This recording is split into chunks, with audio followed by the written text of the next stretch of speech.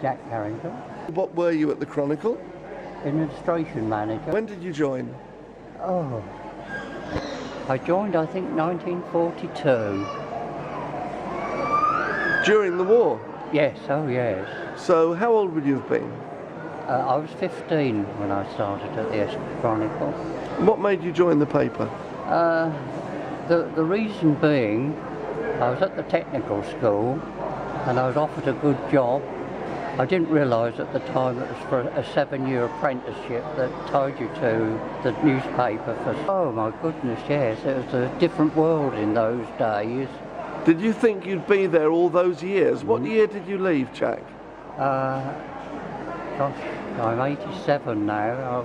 I must have left 25 years ago. You've had a good retirement then? Yes, certainly, yes. And I suppose you started off as the skivvy at the Chronicle, did you? Oh, goodness, it's unbelievable the things we did in those days. You were constantly on the telephone, getting reports of queues in the town, outside shops, and the foreman would say, "Oh, Jack, here's a quid, go and get in the queue and buy whatever they're selling." Sometimes it was snuff. Sometimes it was a rare, oranges or something like that, even bananas. They must have been rare in 1942, bananas? Oh, yeah. You used to queue up for hours, they come back. Sometimes they give you a quid and I'll just go down the swimming bars cafe, sit down there, have a cup of tea and come back and say, "Oh, they want anything." So you had a job and you enjoyed it thoroughly? Oh, God, yeah. Where were you based then? Where was the Chronicle in 1942? 98 High Street. Is that where Jessop's is? Yes, yes. It's, and of course on Thursday night it was a work and finish, so invariably it was 12 o'clock at night, and I lived at Gallywood, so you'd have to walk all the way home to Gallywood with Heyday, who got me the job at the Chronicle, and on your way to Gallywood the Home Guard would fly out behind the hedge and say, "Oh, who goes there? Oh, hello Howie, hello Jack, have you got a Chronicle for us?" Happy days. Yeah. Or did you ever serve in the war, or were you too young? No, 1944 I was called up, and surprisingly enough, I ended up in the Middle East as the PA to Brigadier B.D. Jones, and it was a wonderful job I had. I spent 4 years there. Were you in Egypt? In Egypt, yeah, in Cairo. What did you have to do as his PA? Write letters on his behalf? Well, you did the war diary, that was one of the things that you filled in, but he was a father figure. I mean, I was about 21 and he was 48, and he used to say, "Oh, Carrie, go and get me some fags from the naffy." You come back, he never paid for them. Take the dog for a walk. The Brigadier always drove himself. His driver sat in the back and the Brigadier's dog sat in the passenger seat. And, he sounds like a real character. Oh, he was a great character. You must have had the best job in the war. Well, eventually he said to me, he said, "Carrie, you've worked such long hours, I've got a sergeant in the ATS to do all the typing for you."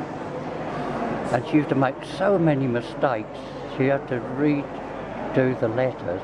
And then he said, "Oh no, Carrie, they have to do it again." So I went in, I saw this sergeant, I said to her, "Look dear," I said, I'll type it out, you take the dog for a walk."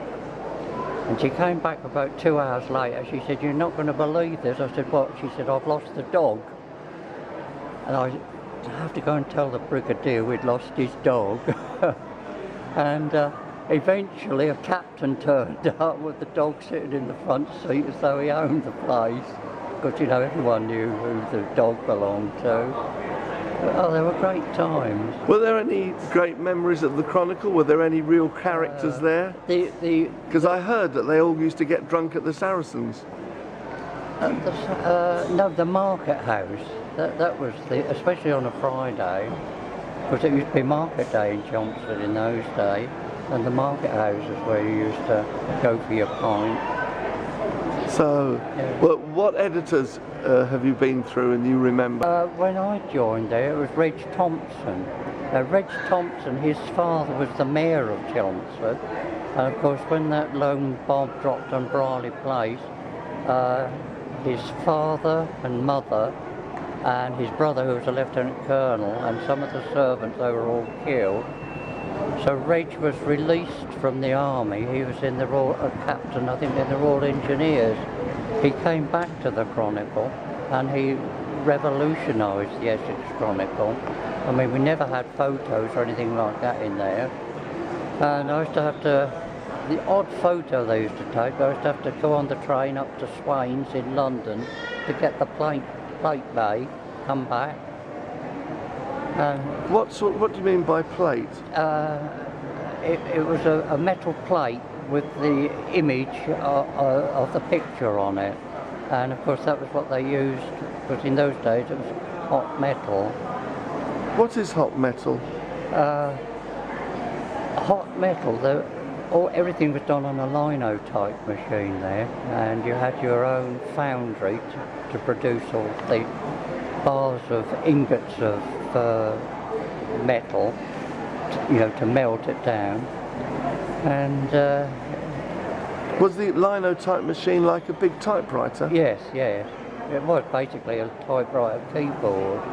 And what did it produce? It produced bits of metal with typeface? Yes. Slugs they were called. And that was how they produced the newspaper.